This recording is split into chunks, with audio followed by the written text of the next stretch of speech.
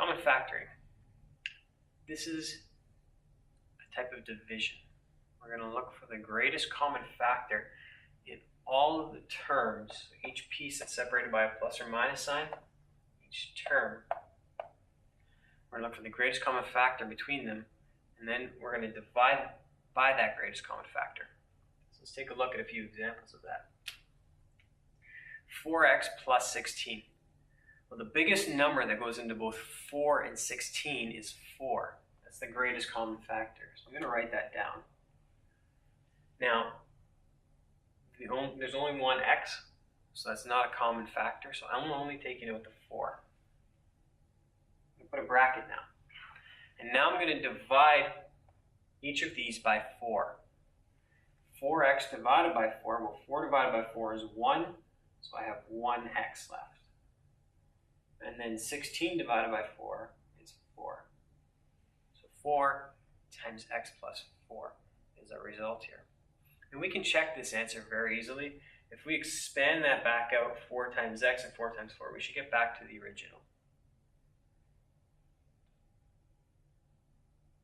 Now, when we have no numbers to work with, or we have multiple x's to work with, we're going to factor out the letters as well. So in this case, there's no number to factor out.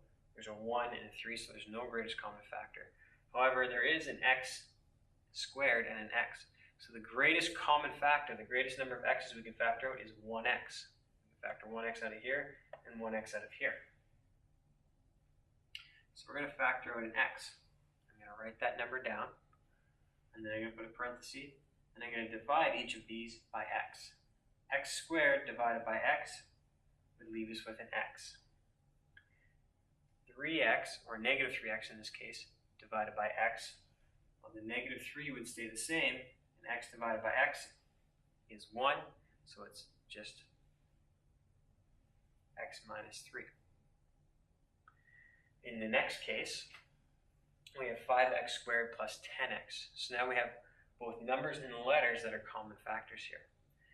5 and 10 have a common factor of 5.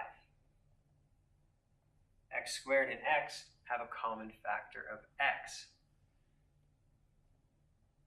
So when I factor out that x, the 5x, 5 divided by 5 is 1, x squared divided by x is just x. And then plus 10x, well, 10 divided by 5 is 2, and x divided by x is 1, so just x plus 2. Now this also works as we increase the number of terms. Same procedure, we need to get a common factor for all 3.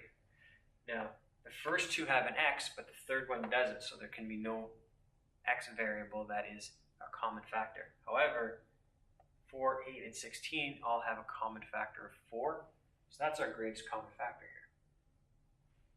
4, and then we divide it out again. X squared remains plus 2x minus 4. And again, we're dividing each of those by 4 on the outside. Now, this last one, numbers and letters, they all have a common factor in the number. They all have a common x, and there's a second letter as well. There's also a y in all of these that is common. So 9, 21, and 3 all have a common factor of 3. X, x squared, and x, the greatest common factor there is just x. Y squared, y, and y, again the greatest common factor here would be y. And we divide everything out. 9 divided by 3 is 3. The x's are 1, so they don't get written. Y squared divided by y is y. So the first one is 3y. Plus 21 divided by 3, that's 7. X divided by x is just, x squared divided by x is x. And then the y's become a 1 and they're not written. And the final part, 3xy. 3 divided by 3 is 1, and the x's and y's are both 1s as well. And we're just left with a 1 there. We're dividing 3xy by 3xy. It's the same. divide it by itself, it becomes 1.